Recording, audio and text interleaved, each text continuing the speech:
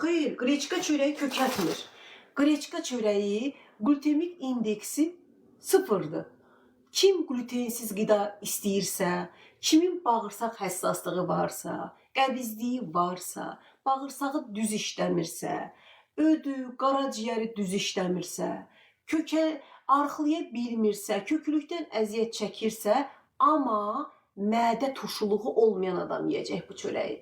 Kimin mədəsində turşuluq yoxdursa, yüksək qastrit, yara-xora yoxdursa, o bu çörəyi yeyəcək.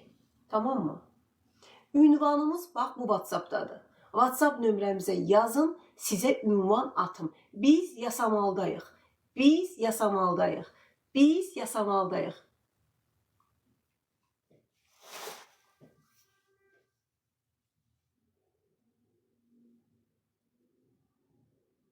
Sizin mədənizdə şirinlik varsa yeyə bilərsiniz, bəli. Bax, məsələn, buğdanın qara növü. Kimin mədəsində yarası, xorası, kimin mədəsində turşuluğu, qastriti varsa, buğdanın qara növü, siyarı növü çox faydalıdır. Görürsünüz, bax, biri buğdanın qara növüdür, bir də buğdanın qara növü, siyarı növü. Görürsünüz necə fərqlənir üzdən?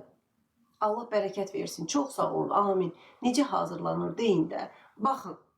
Bu çörəklər balatı ilə bişir, gözəl insanlar.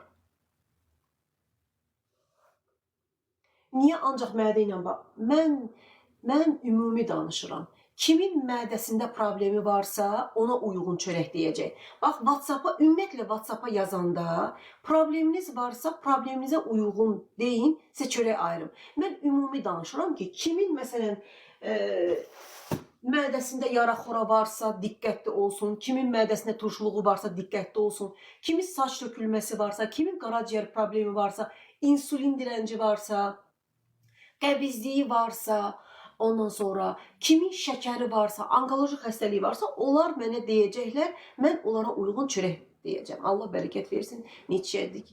Kəs baxaq. Kəs baxaq. Bax, kəsilmişləri göstərək. Bax, bunları kəsmişəm. Görün.